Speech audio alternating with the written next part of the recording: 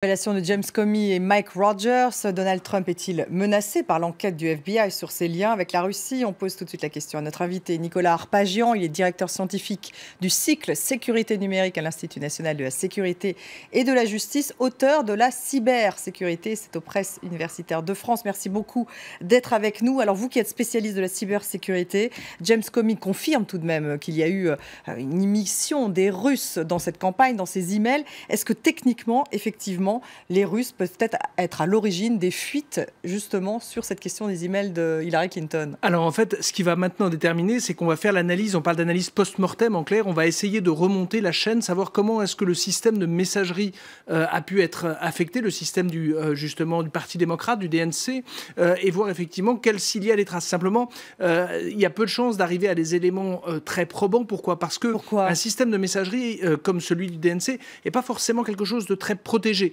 Surtout DNC, que le Parti démocrate, donc la structure de tête, de coordination, pour faire simple, du Parti démocrate. En fait, l'idée, c'est surtout qu'un parti, en période électorale, c'est une entité qui a vocation à recruter, à recevoir beaucoup de messages venant de gens qu'ils ne connaissent pas, avec des pièces jointes, avec beaucoup de documents qui vont circuler.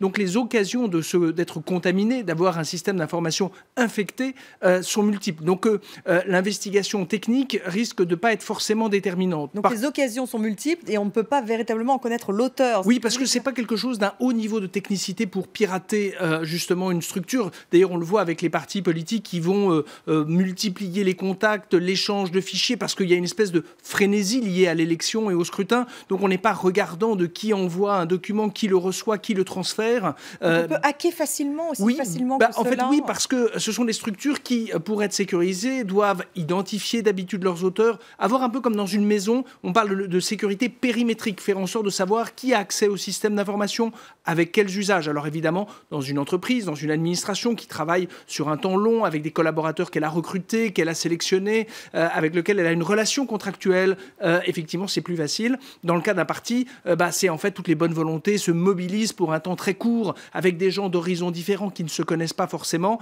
Donc effectivement, c'est autant de fenêtres qui s'ouvrent et donc de failles possibles pour la sécurité. Par contre, comment pourrait-on prouver que ce sont les Russes? Alors c'est là, effectivement, on va être à nouveau dans la logique des faisceaux. On va additionner des éléments disparates qui, à la fin, un peu par touche, un pointillisme, devraient déterminer une image complète. Par contre, ce qui est très difficile, c'est que jusqu'à présent, à chaque fois qu'on a eu la preuve d'attaques informatiques, c'est parce que ceux qui les avaient conduits ou organisés ou y avaient participé, en fait, en quelque sorte, ont trahi ou en tout cas ont révélé leur action. C'était le cas avec Edward Snowden. Il y a un traître en la demeure. En tout cas, quelqu'un qui fournisse les éléments matériels avec certitude. Par contre, c'est vrai qu'on se retrouve dans une situation paradoxale, sans équivalente, où le patron du FBI se retrouve devant un congrès en train de contester les propos de son président, c'est-à-dire le chef suprême de l'administration, élu par le peuple américain, et effectivement d'être obligé de contester sa prise de décision, en tout cas les annonces qu'il fait dans ses tweets.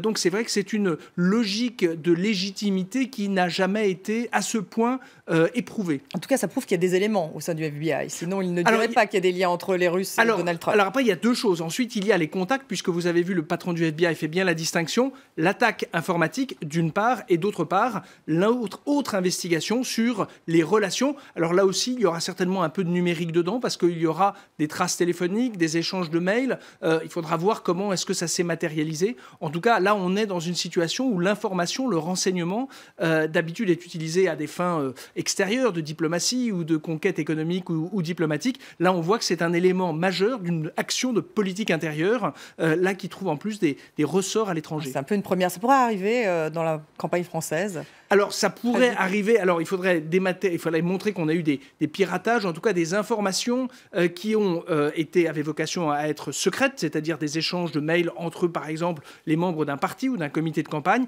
et que la divulgation de ces informations modifierait, affecterait le débat public. Il semble que l'actualité récente de ces dernières semaines en France ait montré que, en fait, l'information, elle est sortie, mais par des canaux tout à fait connus, légitimes, des médias, effectivement. Donc, on a ces soubresauts de l'actualité, mais qui sortent par des médias conventionnels. Et en tout cas, pour l'instant, il n'a pas été question de piratage. Peut-être des gens, par contre, qui ont orienté les journalistes, mais pas de piratage au sens informatique du terme. Pas de hackers dans la campagne française pour l'instant. Merci beaucoup, Nicolas Arpagian, directeur scientifique du cycle Sécurité